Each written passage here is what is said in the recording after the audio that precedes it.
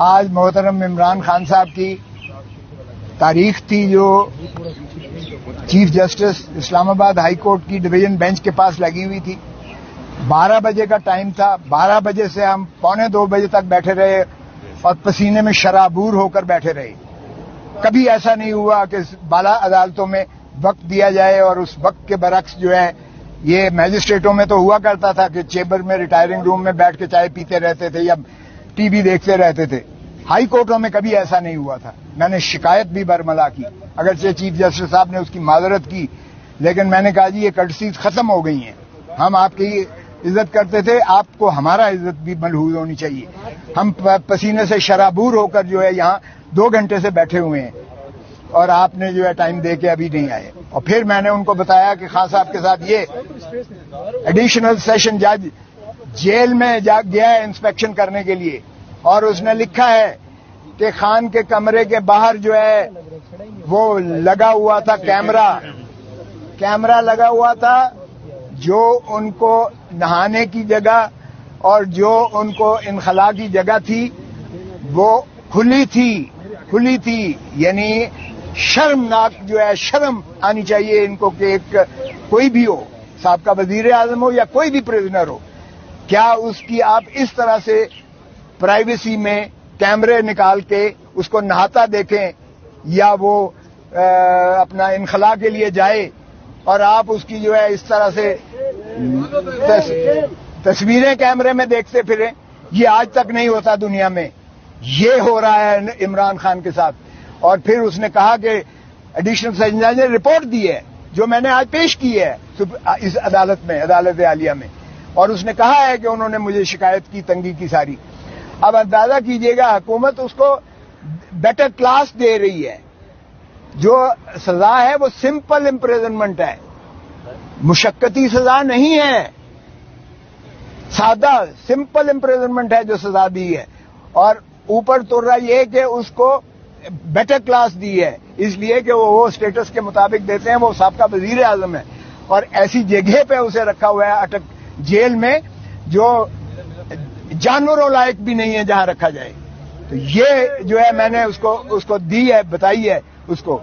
اور کل میں نے خان سے ملنا بھی ہے اس لیے کہ ان کی طرف سے ایک ریکویسٹ آئی تھی کہ آپ ضرور پلیز ملیے گا. تو میں نے آج ان کو بتایا ہے, جو چیف صاحب نے اجازت تو دی ہے.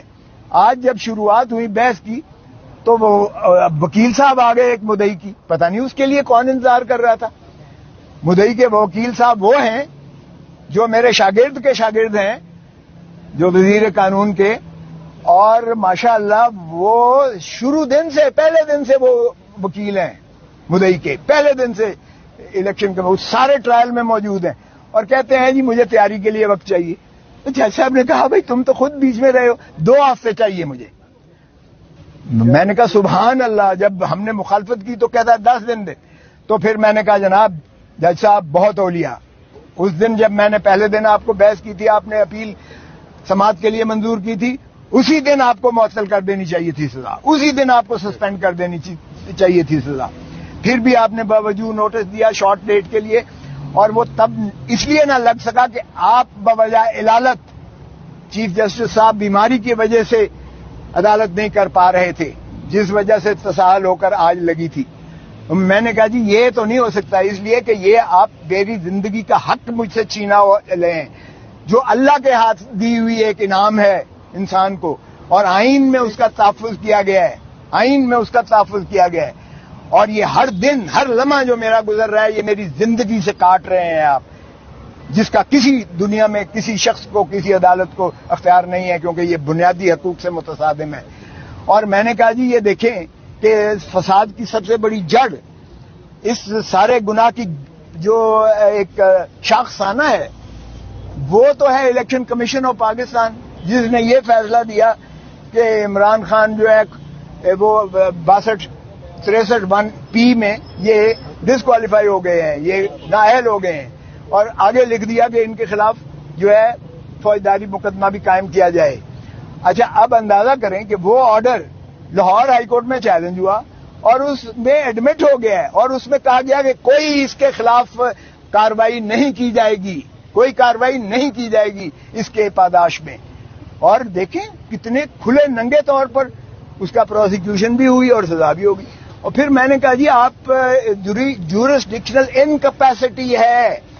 اس عدالت کو اختیار ہی نہیں تھا ایڈیشنل سیشن جج کو یہ کیس سننے کا، اس لیے کہ سیکشن 193 CRPC کہتا ہے کہ کوئی سیشن کورٹ براہ راست کوئی کیس نہیں سن سکتا. وہ میجسٹریٹ کے پاس جاتا ہے، میجسٹریٹ ریفرل کرتا ہے 193 میں کورٹ آف سیشن اگر ہو.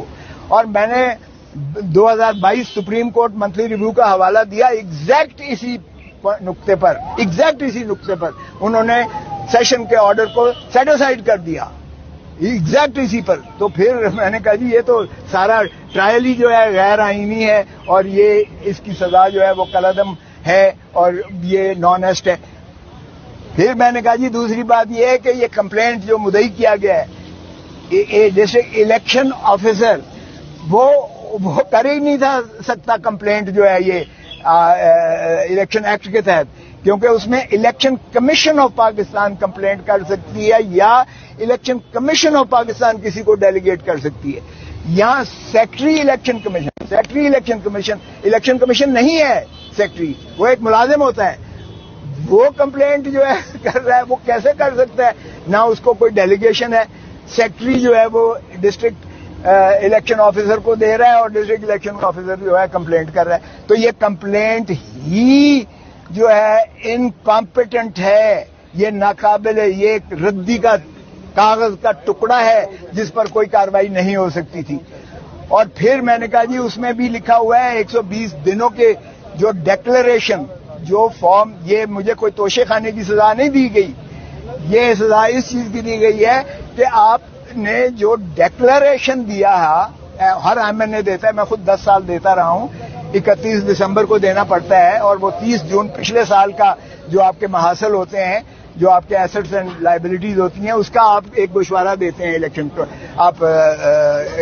Commission of Pakistan. تو وہ الیکشن کمیشن آف پاکستان کے اس ڈیکلریشن سے 120 دنوں کے اندر جو ہے کمپلینٹ ہو سکتی ہے. یہاں تو کئی سالوں کے بعد کمپلینٹ ہو رہی ہے، تو یہ زائد المیعاد بھی ہے. تو میں نے کہا جی میرٹ کو بھول جائیں، میرٹ بھی